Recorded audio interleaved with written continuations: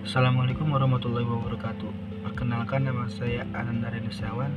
Saya merupakan mahasiswa UIN SMA Banten angkatan 2020, jurusan Perbankan Syariah. Di sini saya akan menjelaskan tentang penyelesaian sengketa bisnis syariah pada akad mudharabah. Yang dimana itu mudharabah adalah transaksi penanaman dana dari pemilik dana atau sohibul mal kepada pengelola dana atau mudorib untuk melakukan kegiatan usaha tertentu yang sesuai syariah dengan pembagian hasil usaha antara kedua belah pihak berdasarkan nisbah yang telah disepakati sebelumnya. Mudharabah adalah akad kerjasama suatu antara dua pihak di mana pihak pertama itu menyediakan seluruh modal, sedangkan pihak lainnya itu menjadi pengelola keuntungan usaha secara mudharabah, dibagi menurut kesepakatan yang dituang dalam kontrak, sedangkan apabila rugi ditanggung oleh pemilik modal selama kerugian itu bukan akibat dari kelalaian pengelola. Nah, kemudian ada syarat nih dari mudharabah itu. Nah, syarat yang pertama adalah modal. Modal harus dinyatakan dengan jelas jumlahnya. Seadanya modal berbentuk barang, maka barang tersebut harus dihargakan dengan harga semasa uang yang beredar. Modal harus dalam bentuk tunai, bukan piutang. Modal harus diserahkan kepada mudorib untuk memungkinkannya melakukan usaha. Nah, persyaratan yang kedua adalah keuntungan. Pembagian keuntungan harus dinyatakan dalam persentase dari keuntungan yang mungkin dihasilkan nanti. Kesepakatan rasio persentase harus dicapai melalui negosiasi dan dituangkan dalam kontrak. Pembagian keuntungan baru dapat dilakukan setelah mudharib mengembalikan seluruh atau sebagian modal kepada Rabb al-Mal. Nah, kemudian sistem mudharabah yang diaplikasikan bank syariah. Yang pertama adalah perjanjian dilaksanakan dalam bentuk perjanjian baku. Adanya pembatasan atas kebebasan berkontrak agar sesuai dengan undang-undang yang berlaku atau diawasi oleh Dewan Pengawas Syariah Nasional. Yang kedua adalah akad mudharabah, dituangkan dalam perjanjian tertulis, disebut perjanjian bagi hasil. Yang ketiga adalah dalam perjanjian akad mudharabah disebutkan nisbah bagi hasil pemilik dana, sohibul mal, dan pengelola mudharib. Nisbah bagi hasil ini berlaku sampai berakhirnya perjanjian. Perjanjian ini mengikat dan satu kesatuan, tidak bisa dipisahkan dengan syarat-syarat dan ketentuan umum. Yang keempat adalah akad mudharabah. Terjadi apabila calon nasabah yang akan menabung atau meminjam modal dari bank syariah sebelum ditandatangani akad perjanjian tertulis tersebut terlebih dahulu dipelajari oleh calon kreditor atau penabung. Jika calon nasabah menyetujui, maka calon nasabah menandatangani perjanjian. Yang kelima adalah nasabah yang meminjam uang kemudian terlambat dalam membayar, pihak bank tidak memberi denda tetapi memberi peringatan.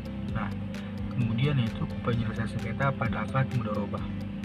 Yang pertama adalah perdamaian al-sulhu, yang dimana ada 3 rukun yang harus dipenuhi dalam perjanjian perdamaian yang harus dilakukan oleh orang yang melakukan perdamaian, yakni ijab, qabul, dan lafaz dari perjanjian damai.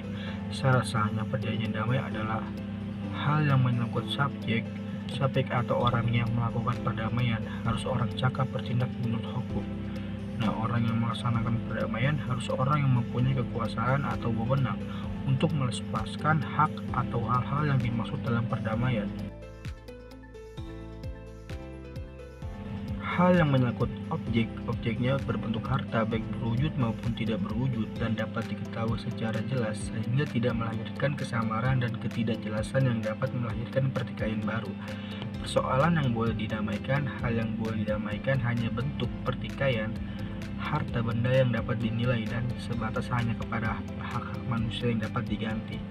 Pelaksanaan perdamaian dapat dilaksanakan di luar sidang pengadilan atau di dalam sidang pengadilan. Nah, kedua adalah arbitrase. Arbitrase yaitu pengangkatan seseorang atau lebih sebagai wasit atau hakam oleh 2 orang atau lebih yang berselisih guna menyelesaikan perselisihan mereka secara damai. Dalam penyelesaian sengketa mudharabah dapat diselesaikan melalui Badan Arbitrase Syariah Nasional. Nah, selanjutnya yaitu pengadilan atau kekuasaan kehakiman atau wilayat al-qada. Dalam kekuasaan kehakiman ini terdapat beberapa lembaga, yaitu Al-Hisbah, merupakan lembaga resmi negara yang diberi kewenangan untuk menyelesaikan masalah-masalah atau pelanggaran ringan yang menurut sifatnya tidak memerlukan proses peradilan untuk menyelesaikannya. Kewenangan lembaga ini terbatas pada pengawasan terhadap penilaian kebaikan dan melarang orang yang dari kemungkaran. Yang selanjutnya yaitu Al-Mazalim. Nah, badan ini dibentuk oleh pemerintah untuk membela orang-orang teraniaya akibat sikap semena-mena dari pembesar negara atau keluarganya, yang biasanya sulit untuk diselesaikan oleh pengadilan biasa dan kekuasaan hisbah. Selanjutnya itu al-qada. Nah, artinya adalah memutuskan atau menetapkan, yang berarti menetapkan hukum sara pada suatu peristiwa atau sengketa untuk menyelesaikannya secara adil dan mengikat.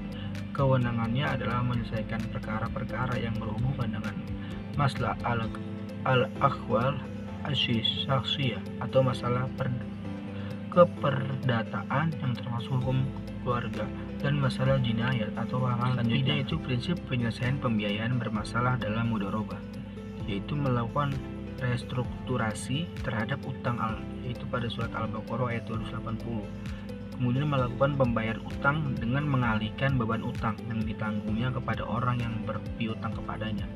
Kemudian dialihkan melalui garansi atau jaminan pembayaran utang oleh orang lain. Kemudian jika harta debitur habis dan tidak mampu membayar dan dia dinyatakan bangkrut oleh hakim, maka sisa hartanya dimilikinya dialokasikan untuk pembayaran utang, pengampunan atau larangan bagi seseorang untuk melaksanakan akad dan bertindak hukum terhadap hartanya. Juga penerapan hukum takjir bagi debitur, eksekusi jaminan termasuk sandera badan. Nah, mungkin itu saja penjelasan dari saya. Bila ada salah kata, mohon dimaafkan. Wassalamualaikum warahmatullahi wabarakatuh.